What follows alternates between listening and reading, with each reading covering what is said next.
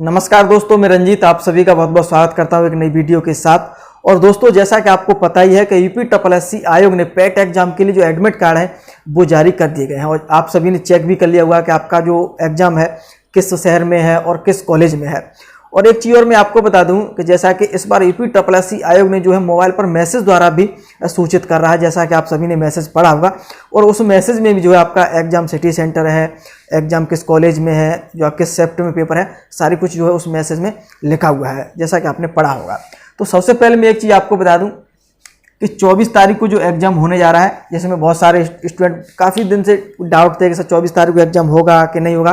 तो एक चीज़ तो आप समझ लीजिएगा, अब क्लियर है। 24 तारीख को आपका जो एग्ज़ाम है वो होने जा रहा है दो शिफ्ट में पेपर जो है आपका होने जा रहा है। जैसा कि आपको पता है, एक शिफ्ट रहेगी आपकी मॉर्निंग 10 से 12 और इवनिंग की जो आपकी शिफ्ट रहेगी वो रहेगी 3 से 5। ये आपकी मॉर्निंग में है, ये आपकी इवनिंग में है।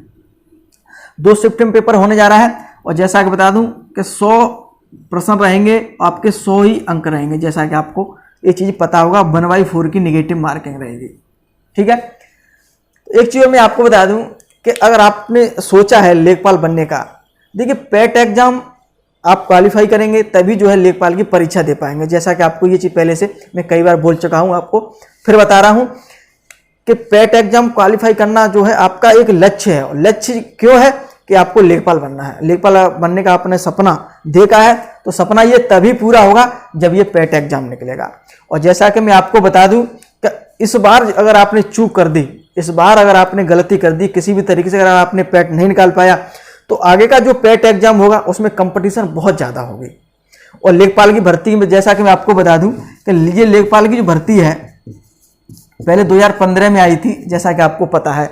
अब कितनी 2021 चल रही है, आप देखिएगा 6 साल बाद आपको भर्ती देखने को मिल रही है। तो आगे की भर्ती का कोई पता नहीं, लेखपाल भर्ती के 2 साल 4 साल 6 साल बाद आए। तो मैं आपको ये बात तो सूचित कर रहा हूं कि लेखपाल बनने का सपना देखा है आपने, तो इस पेट एग्जाम को आपको निकालना है और आप निकालेंगे। इतना बड़ा एग्जाम नहीं है, लाखों स्टूडेंट पास होंगे इसमें, लाखों, कोई 1000-2000 स्टूडेंट पास नहीं होंगे इसमें, लाखों स्टूडेंट पास होंगे। तो एग्जाम जो है आप निकाल सकते हैं। अभी भी आपके पास समय है, 4-5 दिन का जो समय बचा है, पूरी मेहनत और शिद्दत से मेहनत करिएगा, निश्चित रूप से आपका जो है ये एग्जाम निकल जाएगा। एक चीज मैं आपको बता दूं, इस बार एक गलती आपने कर दी, अगर आप पेट में जो है लापरवाही कर गए, तैयारी नहीं की, तो ये जो आप गलती है ना, जिंदगी भर आप जो पछताओगे। और लाखों स्टूडेंट इस बार बाहर क्यों है? कंपटीशन, इस बार जो कंपटीशन है, जैसा कि मैं एक वीडियो के माध्यम से ये चीज बार बार बोल रहा हूं, पहले ही बोल चुका हूं कि इस बार लाखों स्टूडेंट जो बाहर हैं इस परीक्षा में, कम 10 लाख स्टूडेंट ने जो है रजिस्ट्रेशन नहीं कर पाया, जैसा कि आपको बता दूं। तो कंपटीशन भी कम है। और दूसरी बात, 24 तारीख को जो एग्जाम है, जैसा कि आपको पता ही है, CGL के एग्जाम है, यूनिवर्सिटी के एग्जाम है, ये एग्जाम चल रहे हैं, तो कंपटीशन कम है। तो मैं आपसे यही कह रहा हूं कि अभी भी टाइम है, 4-5 दिन का, पूरी मेहनत से तैयारी में लग जाओगे। और एक चीज और मैं आपको बता दूं, जैसा कि बहुत सारे स्टूडेंट हैं काफी लंबे समय से तैयारी कर रहे हैं, 3-4 महीने से, 6 महीने से तैयारी कर रहे हैं, तो मैं उनसे ये कहूंगा कि 3 महीने या 6 महीने से तैयारी कर रहे हैं, तो उनकी जो तैयारी है वो बेहतर तरीके से हो रही होगी और उनकी जो तैयारी है वो अच्छी हो गई होगी।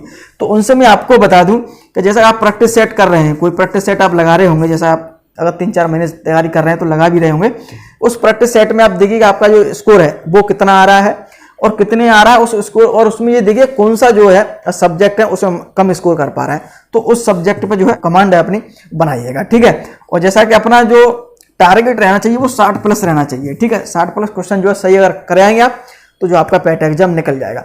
लेकिन बहुत सारे स्टूडेंट ऐसे हैं, जैसे कि डाउट में रहे कि 24 तारीख को जो यूपीएससी आयोग ऐसा ही है, आगे डेट बढ़ेगी और हो सकता है, तो उसमें जो है पड़े रहे। अभी तक उन्होंने तैयारी जो है अभी स्टार्ट ही नहीं की है, अब स्टार्ट की जब एडमिट कार्ड जो है आ गए तब। और जैसा कि मैं आपको बता दूं, अगर आपने इससे पहले भी जो है एग्जाम दिए हैं, कंपटीशन की तैयारी आप कर रहे हैं, तो कोई दिक्कत नहीं है। अभी भी 4-5 दिन में जो मैं आपको बताने जा रहा हूं, अगर आप वो कर लेंगे तो निश्चित रूप से जो है आपकी जो सफलता मिल जाएगी पेट एग्जाम में। जैसे मैं बोल रहा हूं, जो लाखों स्टूडेंट पास होंगे, तो उसमें जो है आप जो है पास हो जाएंगे। ठीक है।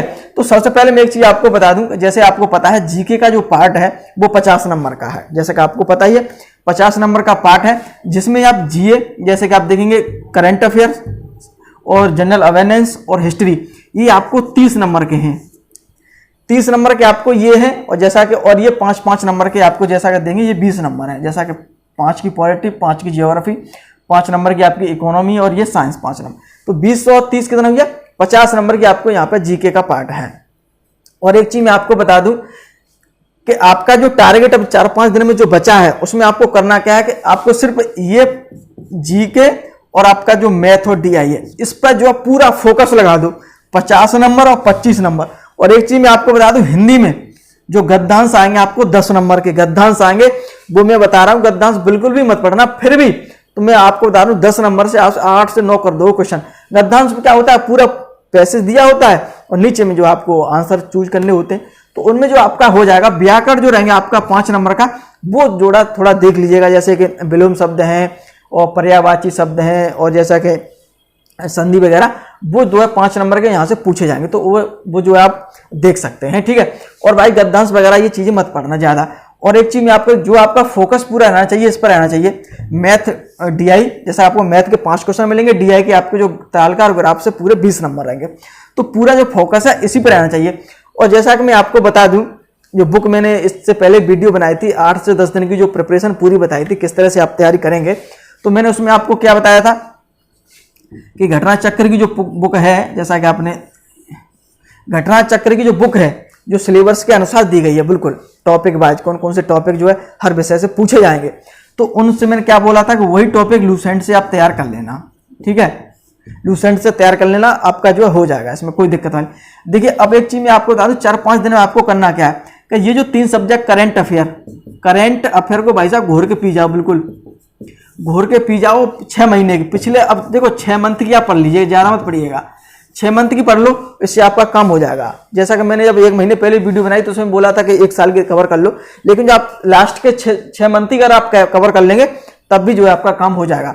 जनरल अवेयर्स है, जैसा कि विविध जी के बोलते हैं, तो आप लूसेंट से भी तैयार कर सकते हैं, ठीक है।